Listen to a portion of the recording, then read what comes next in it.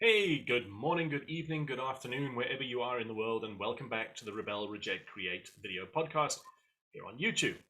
And today, my guest is Alyea Sandovar, or should I say Dr. Alyea Sandovar, a gamification expert originally from Colombia who works with clients and individuals to help them understand gamification and make the most of whatever else they are doing using the principles of games and gamification. So, welcome, Alyea. Thank you. Very happy to be here. Awesome. Now, of course, everyone, well, won't know that we know each other quite well. So I'm going to have to try and pretend that I don't know you at all. Um, you know, what has creativity got to do with gamification? Ooh, that's a really great question. Um, well, I think you need to have one of the big components of gamification is to really search for new solutions to get people to become engaged. And in order to do that, you really have to start thinking outside of the box. So gamification is half creative thinking and then half systemic thinking. But to really get to the juice of getting people to be more engaged and active through gamification, coming up with solutions that are not the norm and not what you see out there requires a lot of I just said outside of the box thinking, but really like expanding your mind into other ways that could get people excited about a product or a service or a website. Right. So it sounds to me then like as a gamification consultant, you pretty much need to make sure that you can turn on your creative thinking at will. Yes, yes, I do, which is not easy, but luckily I do have one tool that helps me every time. Tell us. Yes, so that, believe it or not, it's research. And I know that's not often what people might hear, but every video game project that has been successful always starts with research, because not only do you want to research the topic for inspiration, but you might also research other similar games or other similar gamified experience to begin the inspiration process. So that's always the beginning of where I start. For example, I was working on a program just this afternoon, trying to figure out how to um, create some engagement between adults and children. And I just decided to research on YouTube different dance moves to get me inspired about what I could create, and I spent a good 30 minutes looking at different hip hop moves, for example. And you wouldn't think that this will involve gamification, but it's a way of engagement. And I needed to reach out for something that was different. So, I love that. I mean, I always refer to that as, one of the crucial steps of creative thinking is collecting dots. yes, exactly. The more dots you've got, the more you can connect. Yeah. All Yeah. right, cool. So what does that look like for you? I mean, do you have a particular time of day or a particular routine you follow when you know, okay, like I've got a thing I need to come up with a new answer for? Yes. So I think the first thing for me is, and I've mentioned this to you before, but it's really important for me to have a good personal routine in the morning to get my mind clear, and that involves like exercise and reading inspirational books or getting fresh air, having a nice cup of coffee. And then I know that for myself, I'm not very creative in the morning. I do most of my creativity in the afternoon, but not too late. And so I need to sort of like spend the morning maybe doing research or things like that. And by the afternoon, the dots, as you say, start connecting. And then I can start sort of building things or creating things or um, drawing things and creating paper prototypes if I have to do something. So, Right. So it's not an instant thing. You don't watch a bunch of YouTube videos and immediately start coming up with solutions. no, no, no, I have to kind of stew in it for a bit. Right. You have to stew in it for a bit and like maybe take a quick walk, but somehow the creative process just kind of does it on its own. You can't force it, right? You have to kind of like baking a cake. You know, you have to put the right ingredients in and then put it in the oven, and it bakes itself. So you just have to wait until that happens. And then when you come back, it always surprises me. The idea is fully formed, and then I start playing with it. Yeah, yeah, yeah. It's it doesn't surprise me that you say go for a walk outside. I Yeah. mean, quite often what is required, well, not quite often, what is required is to take your conscious rational mind offline, so Yeah. your subconscious can have some fun jamming crazy stuff together, right? Yeah. Yeah. Exactly. Yeah. Anyway, and what do you do with ideas that just don't really fit? Like you've done your Yeah. research, you've Yeah. gone for your walk, now you've got this amazing idea, but that's not going to work on this project.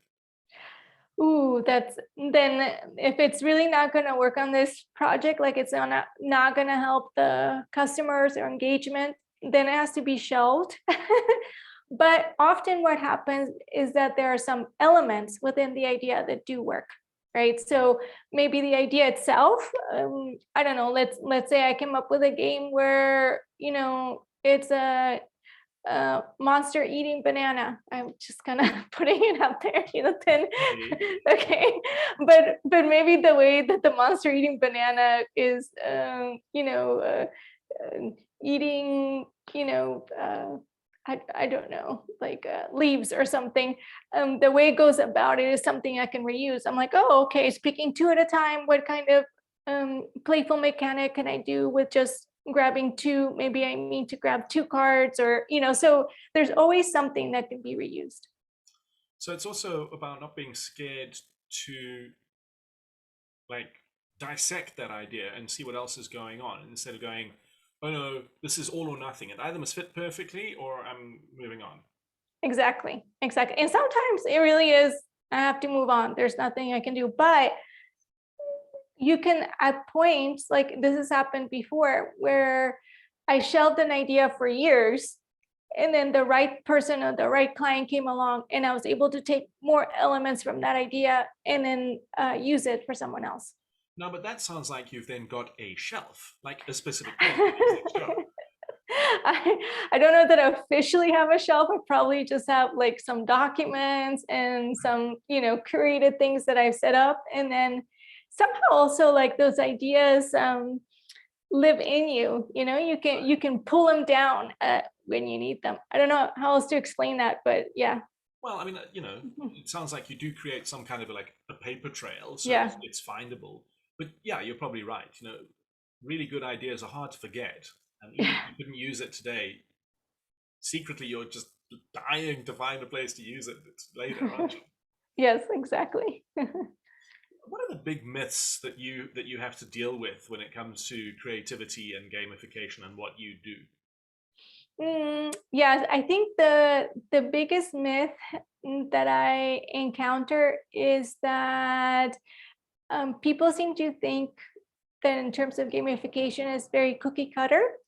In other words, if you just have badges, leaderboards, or points, that somehow gamifies an experience, right? But actually, you really need to be thinking about the audience and the business, what are the business goals and what is the purpose of it to design something really interesting and creative. Right. You've got to care, otherwise the points don't matter, right? Yes, exactly. Yeah. I think another big myth is the idea that people seem to think that if you add some sort of player game element, that then your product or your service doesn't have to be good, and it's I don't know why, but some people are, well, this doesn't work so well, but let's just add this, and then so that'll gamification is like a trick to get it's people like to buy something that's basically there. exactly, it's a little bit of like the chocolate covered broccoli kind of idea, so yeah, so that's another big myth. I think another big myth is that it's not there's no plan to it. You can just like do it and see what happens. And because it involves psychology and people, it does involve creativity, but you also have to be a bit strategic with it, because you have to decide, okay, is this way of playing or is this way of interacting going to be good for this audience? Just because I came up with it, just because I think it could be good, doesn't necessarily mean that it will solve this problem with this audience. So it's not just, okay, I'll just come up with it and then I'll try it and then it'll work. You have to there's sort of like a lot of like testing and iteration to get it right. So there's a lot of science behind it. Yeah. Yeah. I mean, you've got a pretty sciencey academic kind of background. Do you consider yourself to be very creative? Yeah, I do. I Why? do. That's a great question.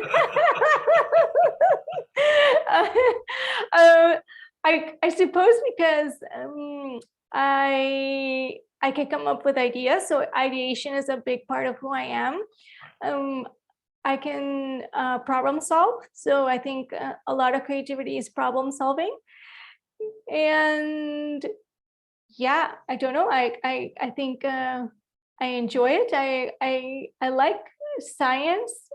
But being like this structured and not going into the chaos sometimes doesn't work for me. And I think creativity can be there can be creative constraints that keep you in sort of like a creative box, but you have to be able to let go a bit and be a bit chaotic. And I definitely have that as part of my personality. So yeah. Yeah, it's like the creativity is the intuition to the rationality of the science. Yes, exactly. Yeah. Okay. Now, I just want to pick up on something you said there. You mentioned problem solving. Yeah. Yeah.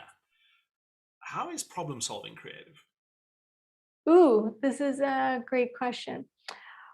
Well, I think that to be able to fix something, right? Usually a problem is something that needs fixing in some way.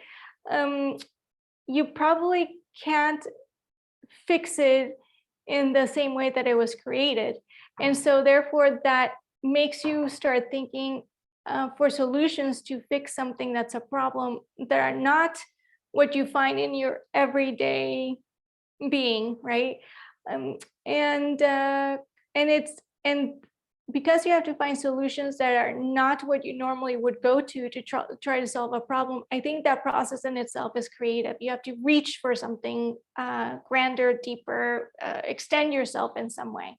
Yeah. You just made me think of it's another one of these quotes attributed to Einstein. God knows if he said it or not. But you can't use the same thinking to solve a problem that created it in the first place. Yeah, that's right. I remember. Yeah. I don't know who said it, but yes, that's right. Yeah.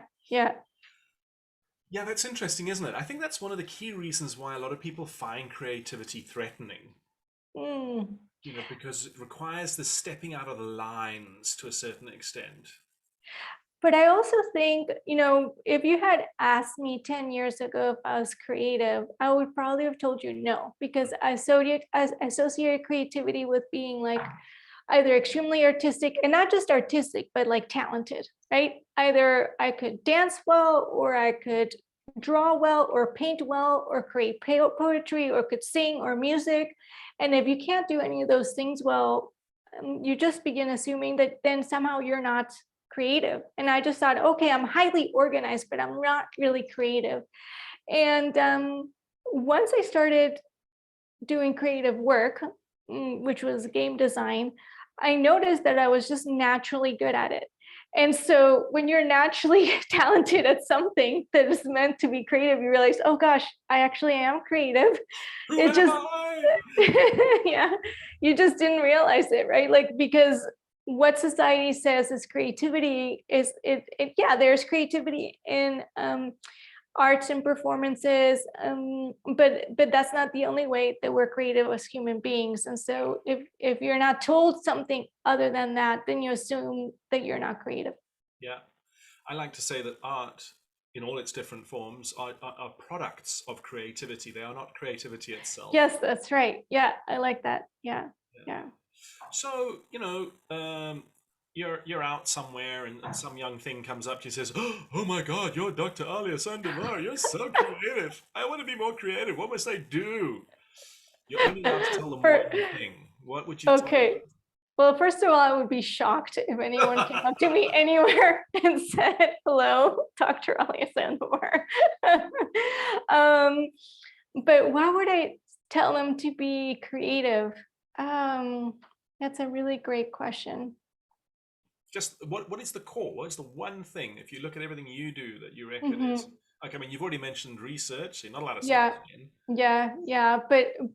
But to be creative, to become creative, um, that feels a little difficult for me to answer. But I would say just try something that makes you uncomfortable that you normally wouldn't do. Yeah. Not so uncomfortable that you're gonna get anxiety from it, but just enough that it pushes your edge. Yeah. I like that, because if you do something different, you're going to have a different experience. Mm-hmm. It's going to give you different information, which will give you a different perspective, which means you're going to come up with a different answer. Exactly. And then you'll witness yourself as you're having that different experience, and then realize that you are capable of going outside the boundaries of what you think is you. Right. Yeah. Why is creativity so important in our world, the world we're in right now today? My gosh, I think we have so many problems to solve, to going back to the problem solving. And I think creativity is key to solving many of the world's problems. But I think on top of that, I do believe that creativity is something that's innate in human beings, something that gives us purpose. And individually tapping into that can give you, as an individual, a lot of personal fulfillment, let alone using it to help our society and our world to become better and to continue. Awesome. And then how does gamification click into that? Why is gamification so important? Oh my gosh, yeah. So So there's no light questions today. no, not at all. So I think gamification is really important because it also, just like creativity, it touches into that innate part of us that has to do with play. And we are playful beings, we are wired for play. And with gamification, there's this additional bonus that with every action that you're doing in the world, right? Because gamification is usually contained within an experience, whether it's an educational experience or a website or marketing experience. You're gonna feel like rewarded for your actions, which makes you feel good. And so not only do you get to play, which is something innate, but then you have someone else outside of that confirming that playfulness in some way, and I think that's really fun. So. All right, cool. Thank you, Alyea. Hey, and to everyone, if you've been watching this interview and you're enjoying what Alya's got to say, please do check out the notes underneath this episode, where you'll find all the links where you can find her on social media, as well as her website. And if you've got any questions for the good doctor, please use the comments section and drop them in there. Both she and I will be checking in to see what you have got to ask. And if you've really enjoyed this interview, please hit the little thumbs up button and, hey, go mad, hit the subscribe buttons. There are plenty of these interviews on the channel, and there are more to come. So put yourself in the way of those by subscribing to the channel. Alyea, before I let you go back into the wild, one Yes. last question. Okay, shoot. I'm scared. Okay, let's see what you have for me. It's kind of related to what you said about people kind of thinking, oh, gamification will make people want to buy this bad thing. Yeah, I think on some levels, gamification's got a bit of a bad reputation. Yeah. What's But that all about? How can that be fixed? Yeah, I think the thing is that gamification has been used in many contexts to manipulate people, right? And so people have this feeling of that there's something unethical about it. And so what I would say to that is that gamification is a tool, just like technology, just like many other tools. And it can also be used for good and for social impact and to help people get motivated, for example, to stay fit, to drink more water, to stay in touch with loved ones. So there's many, it can encourage you to also do good action and not just push you to try to buy more things. So I think the key would be find someone who does ethical gamification and then work with that person, and then learn about how to do ethical gamification. Yeah. Awesome. Alyea, thank you so much for your time and for coming and chatting to me today. You're welcome. Thanks for having me. A pleasure. And to you, don't forget, hit that subscribe button and we'll see you for the next episode of Rebel, Reject, Create.